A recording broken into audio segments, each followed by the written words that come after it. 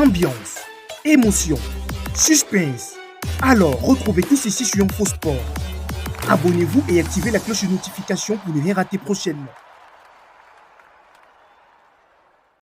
66 ans après leur précédente victoire, les Toulousains inscrivent de nouveau leur nom au palmarès au terme d'une finale à sens unique, 5-1. La rencontre s'est déroulée dans un climat festif, loin des craintes agitées ces derniers jours. Le capitaine de Toulouse, Breck de Jager, a partagé ses émotions après la victoire du TFC contre Nantes, 5-1, samedi, en finale de la Coupe de France. Le contexte s'annonçait tendu, mais la finale de la 106e édition de la Coupe de France de football est restée dans le domaine de la fête, samedi 29 avril au Stade de France, à Saint-Denis, Seine-Saint-Denis. Le Toulouse Football Club a remporté la doyenne des compétitions de football de l'Hexagone pour la première fois depuis 1957, ne laissant aucune chance au FC Nantes, qui était tenant du titre. 11 mois après le fiasco sécuritaire de la finale de la Ligue des Champions, c'était la première fois qu'une finale d'une compétition de football se déroulait de nouveau à Saint-Denis. Quelques 3000 policiers et gendarmes étaient mobilisés aux abords du Stade de France, soit 1000 de plus que pour la finale entre les Anglais de Liverpool et les Espagnols du Real Madrid. Breck de Jager, capitaine de Toulouse, vainqueur de Nantes en finale de la Coupe de France. C'est vraiment magnifique. Je pense qu'il n'y a pas eu beaucoup de finales aussi convaincantes. C'est le fruit de notre travail de toute l'année. On n'a rien laissé au hasard.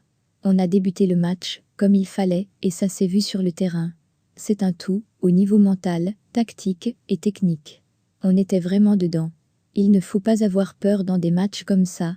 C'est ce qui a été décisif aujourd'hui, samedi. La nuit va être longue, surtout avec autant de jeunes autour de moi.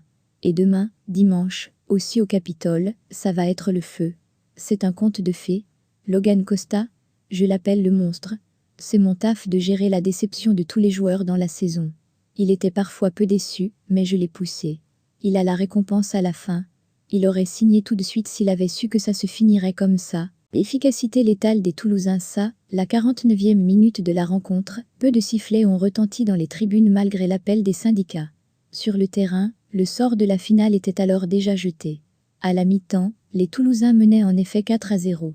Il faut remonter à 1955 pour trouver trace d'une première période aussi prolifique dans l'histoire des finales de la compétition.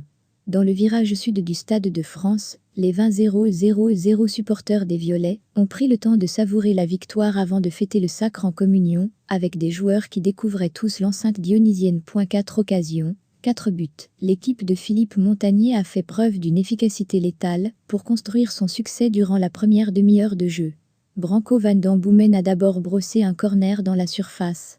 D'un coup de tête, Logan Costa n'a laissé aucune chance au gardien Alban Lafont, 1-0, 4 bis, repetita 2 minutes plus tard. Le milieu néerlandais frappe un coup franc de l'autre côté du terrain et, après une remise de Stig Spiering, le défenseur international cap-verdien double, la mise de la tête, 2-0, 10.